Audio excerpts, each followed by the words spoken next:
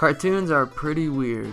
I'm watching a rabbit with no pants on play the piano. But one that is especially weird is Invader Zim. Zim is an alien sent to Earth to take it over. But to find out information about Earth, he disguises himself as a human child and goes to school and stuff. In one episode, Dark Harvest, Zim sees his classmates getting a medical exam and notices that he's gonna get caught for being an alien because he has no human organs. So what does he decide to do? If you chose C, you're correct. Zim goes around stealing his classmates' organs and replacing them with random stuff. Yeah, after I watched this episode, I thought it was pretty weird, but I just moved on to the next one. Someone else didn't do the same. Scott DeLexi had it rough. His parents divorced at a young age. He moved around a lot, but through all these hard times, he remained himself. He was a part of Boy Scouts, he played baseball, frisbee golf, and classmates described him as a nice, well-mannered kid. But on a tragic day in 2002, his half-sister would be involved in a car accident that would take her life. Scott would never be the same after this. Scott came into 8th grade in a black, heavy trench coat. And he had a new attitude too. People around him were very aware of the change. He never took off the black trench coat. He was seen reading a satanic Bible at lunch. In art class, he would draw razors and knives and people with severed heads. He wrote poems saying, "Guns don't kill people, I kill people." Scott had become goth. Zim was huge in goth culture at the time, and the dark themes in the show seemed right up Scott's alley. He was particularly obsessed with Dark Harvest. On multiple occasions, he would gush to his friends about organs and how he wants to remove and dissect them. Scott ended up dropping out of high school sophomore year. He eventually got his GED and pursued his passion of art at the Diablo Valley College in Pleasant Hill. It was around this time he found his girlfriend, who shared and encouraged the same interests as him.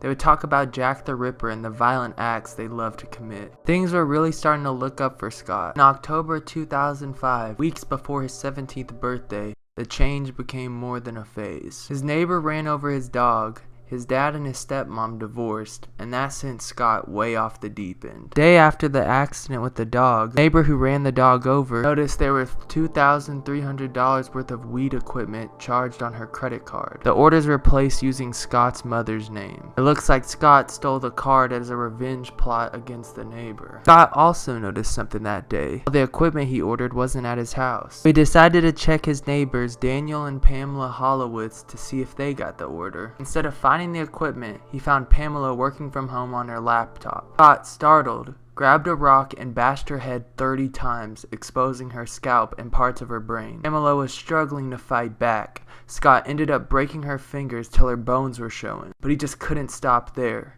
He lifted her shirt and stuck a knife in her abdomen, exposing her intestines. He then flipped her over and carved the same cross he used to draw on her back. Scott was later caught and put in trial, charged for all of his crimes. Invader Zim was mentioned in the trial. The prosecution said that because of the episode Dark Harvest, he got the obsession with organs, and that's the motivator for the murder. Many people believe this trial and case is why Invader Zim was cancelled. Court dates and the date of it being cancelled are eerily similar. Do I think this is why it's ended? I don't know. If I was an executive and I heard my high-budget cartoon that gets constant complaints for its dark humor and themes was to blame for a murder trial, I'd cancel it. At the same time, that's what I get for hiring the creator of Johnny the Homicidal Maniac to make a children's cartoon. It's crazy. In that very comic, the topic of is media to blame for people's actions is literally brought up. I think in this situation, Scott was already going down a dark road and he just let things get the best of him. Zim might have influenced the fact he cut out her organs, but I don't think it's 100% to blame for this. I don't know, man. It's crazy, but that's just a theory.